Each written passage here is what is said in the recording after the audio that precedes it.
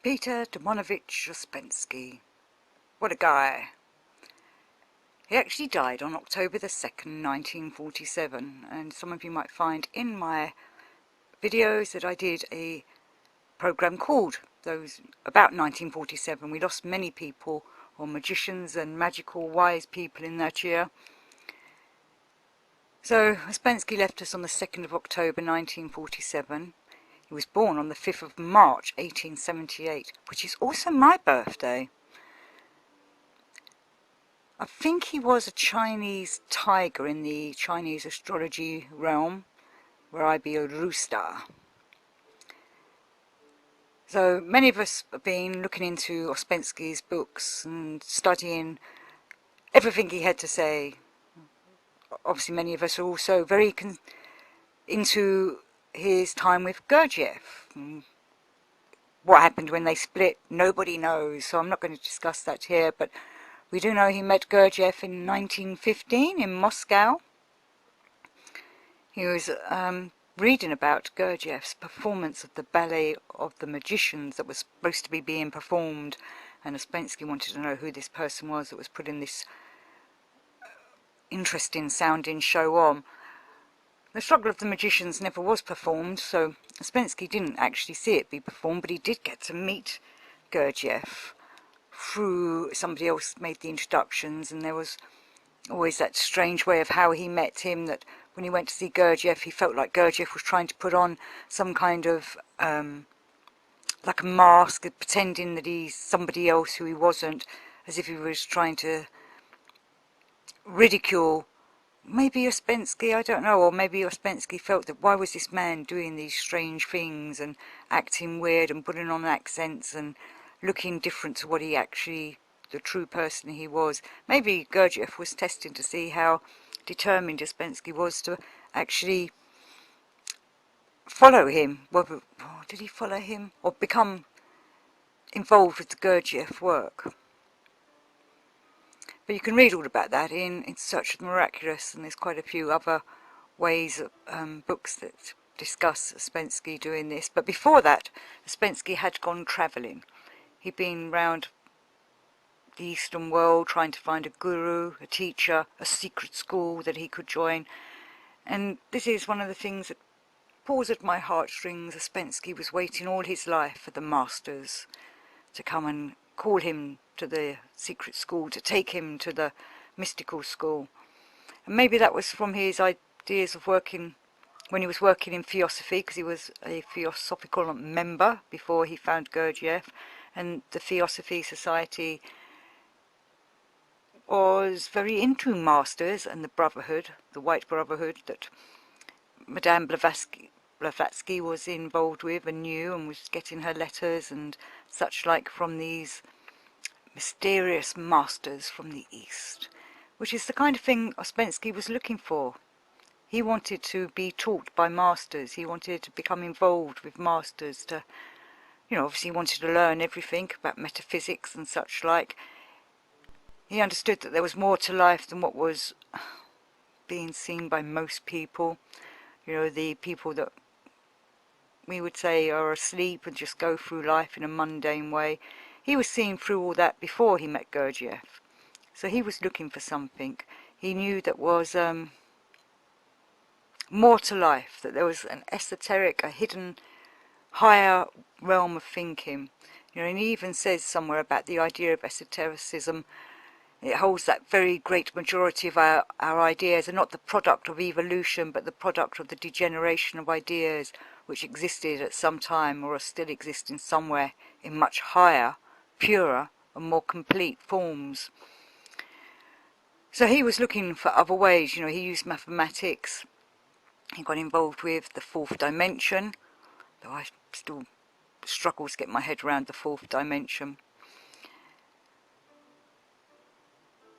He was interested in time. And what is time?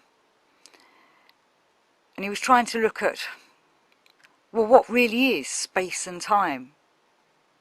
Does it really exist? Which I've read somewhere that, I don't know if it's Steiner or Gurdjieff, said that space and time don't exist, but then Gurdjieff does say Actually, yeah, it probably wasn't Gurdjieff, because Gurdjieff talks about time a lot in his own books. It's time that's the problem, that's what made his endlessness, the divine source, create the universe to negate time, or stop time eating away, because you can't negate time, time happens.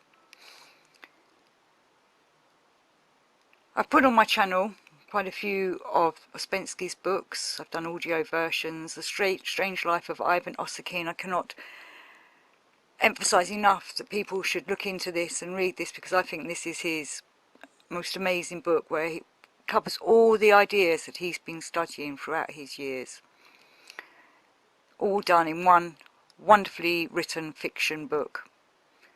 And I think it would appeal to most people. Well, I hope it does. And of course there's the new model of the universe, where he looks at all kinds of different theories and ideas.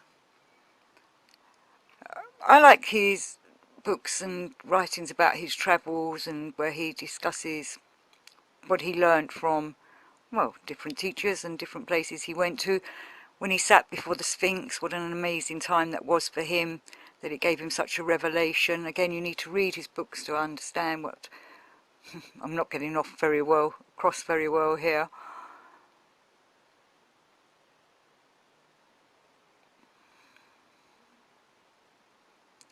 So Ouspensky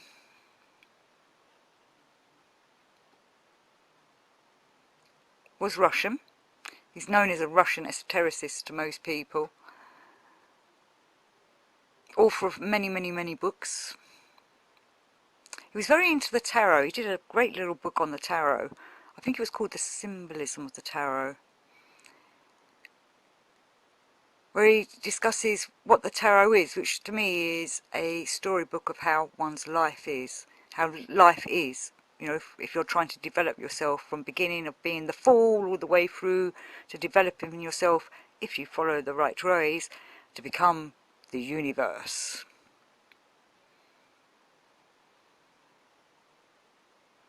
You know, as Ouspensky says about all this, that this is a quote from Ouspensky: "When I possessed the keys, read the book and understood the symbols, I was permitted to lift the curtain of the temple and enter."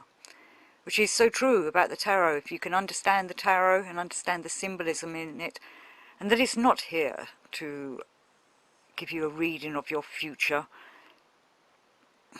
it's here as a teaching tool.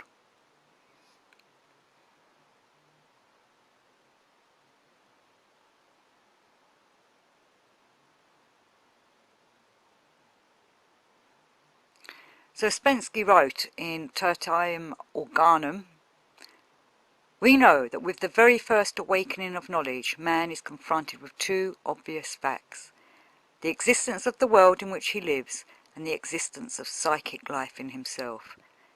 Neither of these can he prove or disprove, but they are facts. They constitute reality for him." What is reality? I think this is something that Ouspensky was trying to work on, to discover, to find reality, the real world. You know, we're all walking around like sheep, living in some kind of robotic lifestyle, not really living and not really seeing what the real world is. It's like there's this vow down, which is what is talked about in many esoteric traditions and mysticism and such. Like, we want to lift that veil of Isis so that we can see what's really going on. Why does Isis cover everything with a veil? Perhaps because us humans are too stupid to really appreciate what real life is. Ouspensky also writes in Tertium Organum, "Knowledge must start from some foundation. Something must be recognized as known. Otherwise we shall be obliged always to define one unknown by means of another." You know, because we don't understand anything. And we always try and pretend that we do. Like I am now. We're trying to we convince ourselves that we know what's right, that we are okay, that everything we say, think and feel is the right way to be, when we know deep down it's not. I think Ouspensky says somewhere about it being all absurd the way we live our lives. And it is. And we, you know, to live a real life, to wake up, well, that's our goals. But Ouspensky had a fantastic understanding of the Gurdjieff work. No one can deny that. You know, his book, In Search of the Miraculous, is a fantastic introduction to Gurdjieff and the work. And most people read that first before they read Gurdjieff's actual writings, because Ouspensky explains it so well that it prepares you for Gurdjieff's writings. And then, of course, there's the Fourth Way book by Ouspensky, where he gives little talks, and then it goes into a Q&A, and probably you'll find if you read that after you've read Gurdjieff and In Search of the Miraculous, a lot of the questions you're asking will be in The Fourth Way by Ouspensky.